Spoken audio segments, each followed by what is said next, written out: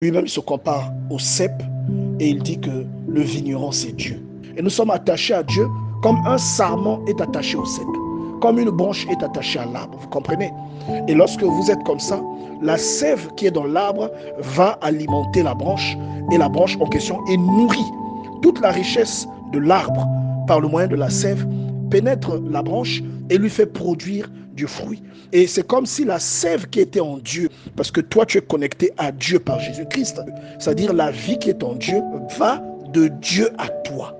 Vous comprenez? C'est-à-dire il prend ce qui se passe à la campagne pour expliquer des mystères du royaume. C'est pourquoi vous pouvez voir que quelqu'un peut manifester un don de l'esprit, telle autre personne manifeste exactement le même don.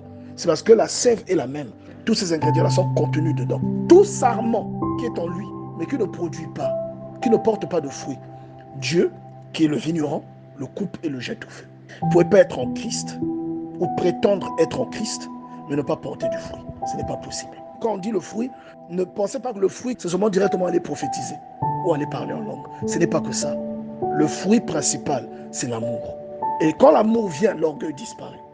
Quand l'amour vient, la jalousie disparaît. C'est-à-dire quand vous enviez l'autre pour ce qu'il a, toutes ces choses-là disparaissent. À cause de quoi? À cause de l'amour. Parce que l'amour vient de l'Esprit de Dieu.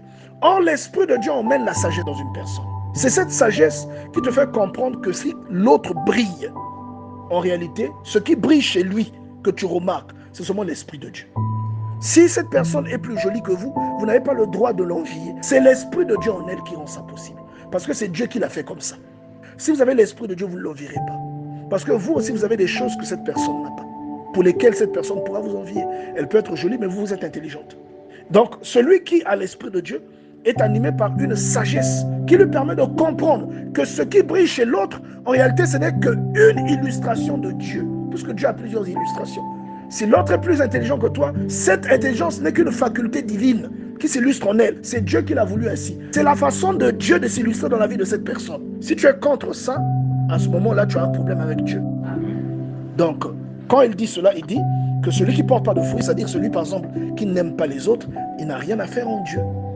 Celui qui garde rancune aux gens, il n'a rien à faire en Dieu. Tout sarment qui est attaché à moi, mais qui ne porte pas de fruits, mon Père l'arrache et le jette au feu. Celui qui est en Dieu, mais qui ment, il sait que mentir, c'est pas bien. Il n'a rien à faire en Dieu. Vous savez, il y a des petits mensonges de fois inutiles que nous donnons. Tu ne sais même pas pourquoi tu mens.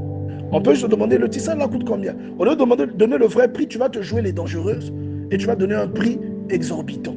Un mensonge inutile pour impressionner. Toi, tu te dis, ah, j'ai marqué un point. Mais Dieu dit, tu as menti.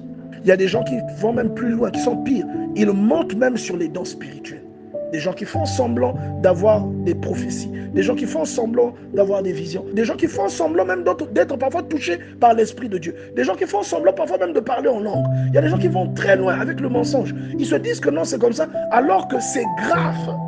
Un endroit où tu n'as pas été, tu dis tu as été. Une chose que tu n'as pas expérimentée, tu dis tu as expérimenté. Des mensonges inutiles. Le Seigneur dit que le diable est le père du mensonge. Il n'a rien à faire en Dieu.